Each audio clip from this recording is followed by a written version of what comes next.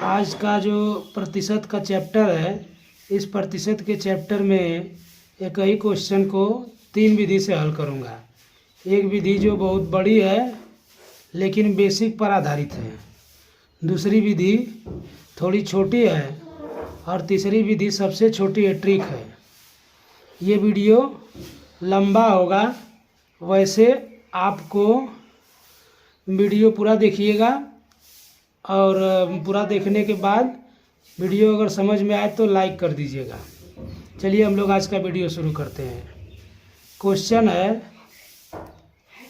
एक व्यक्ति की आय 10% बढ़ी, कुछ दिनों बाद पुनः 20% बढ़ गई। इस प्रकार व्यक्ति की आय में कुल कितने प्रतिशत की वृद्धि हुई? इसका सॉल्यूशन देखिए।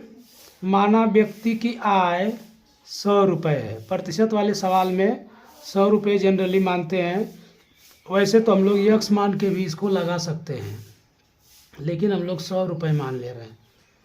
तो वृद्धि प्रतिशत में या बढ़ोतरी प्रतिशत में 10% क्वेश्चन में दिया हुआ है।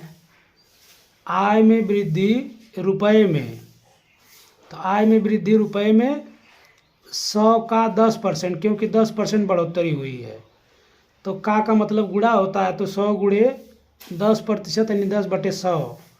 ये 100 कट जाएगा तो आ जाएगा 10 रुपये।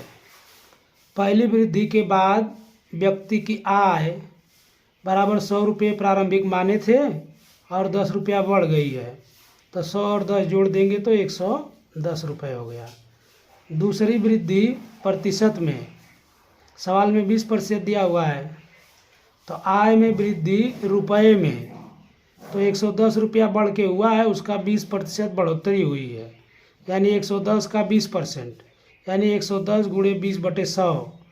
इसको 0 से 0 काट देंगे और यहाँ 1 0 से 1 0 इसको भी काट देंगे, तो 11 दूनी 22 हो गया, 22 रुपया।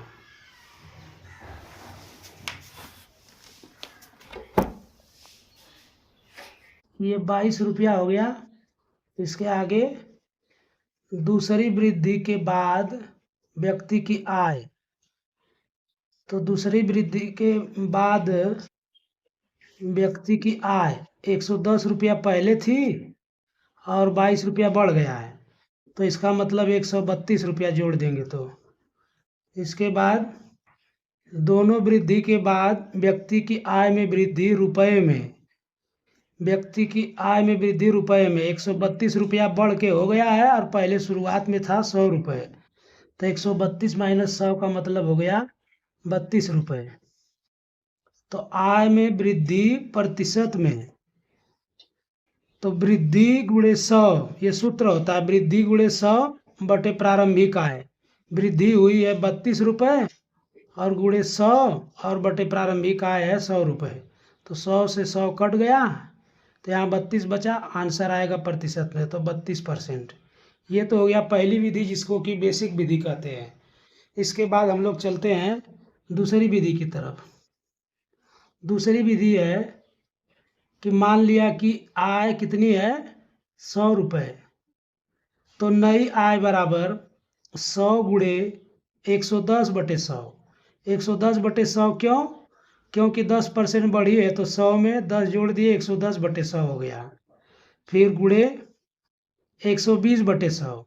120/100 क्यों? क्योंकि बाद में 20 बढ़ी है, तो 100 में 20 जोड़ देंगे, 120/100। तो यहाँ से आप 100 से 100 काट देंगे, 1 0 से 1 0 कट जाएगा, 1 0 से 1 0 ये कट जाएगा, 11 और 12 बचा, 11 में 12 गुणा करेंगे 132 रुपया आएगा। अब इसलिए प्रतिशत वृद्धि बराबर, शुरुआत की आय 100 रुपये थी, अब बाद में जो बढ़ी है वो 132 रुपया हो गई है, तो 132 में से 100 घटा देंगे तो कितना आएगा, 32 रुपया, यानी कि प्रतिशत वृद्धि 32%। ये दूसरी विधि है। तो यदि आपको पहली विधि अच्छी लगी हो तो पहली के लिए कमेंट करिए कि पहली विधि अच्छी लगी, और अगर दूसरी विधि अच्छी लगी तो दूसरी विधि के लिए कमेंट करिए कि सर दूसरी विधि अच्छी लगी। फिर हम लोग चलते हैं तीसरी विधि की तरफ। तीसरी विधि ये सबसे शॉर्टेस्ट विधि है, इसको ट्रिक विधि भी कहते हैं। यह है प्रतिशत परिवर्तन बराबर पहला प्रतिशत प्लस दूसरा प्रतिशत प्लस पहला प्रतिशत गुणे दूसरा प्रतिशत बटे 100। ये जान लीजिए इसको ट्रिक को कैसे लगाते हैं। अगर बढ़ी रहेगी तो प्लस लगाएंगे और घटी रहेगी तो माइनस लिखेंगे। बढ़ी रहेगी तो क्या लगाएंगे, प्लस लिखेंगे लगाएंगे, और घटी रहेगी तो प्लस माइनस लगाएंगे। तो ये सूत्र हो गया। यहाँ देखिए पहला प्रतिशत मतलब 10% बढ़ी है तो प्लस 10% मैंने लिखा है, यहाँ प्लस नहीं लिखा मतलब प्लस मान लीजिए। ये सूत्र का प्लस है। दूसरा प्रतिशत, दूसरे में 20% बढ़ा है तो यहाँ पे मैंने प्लस 20% लिखा है, तो प्लस प्लस दोनों प्लस ही है यहाँ पे प्लस। फिर इसके बाद पहला प्रतिशत, तो पहला प्लस में है, बढ़ी है तो प्लस 10। दूसरा प्रतिशत तो दूसरे को भी 20 लिखा हुआ है मैंने, यहाँ पे सूत्र में गुणा है, और बटे 100 और यहाँ प्रतिशत।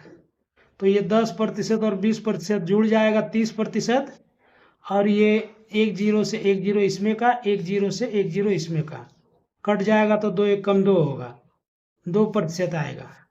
तो 30% और प्लस 2% यानी हो गया 32%। तो ये हो गया सबसे छोटी विधि।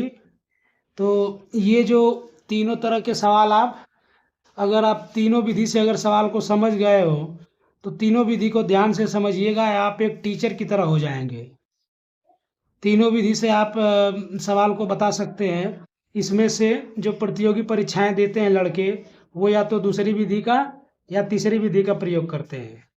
तो दोस्तों कैसा लगा आज का वीडियो, आप लोगों को कमेंट करके बताइए, और यह भी बताइए कि कौन सी विधि सबसे बढ़िया लगी आपको, फर्स्ट विधि, सेकंड विधि या थर्ड विधि।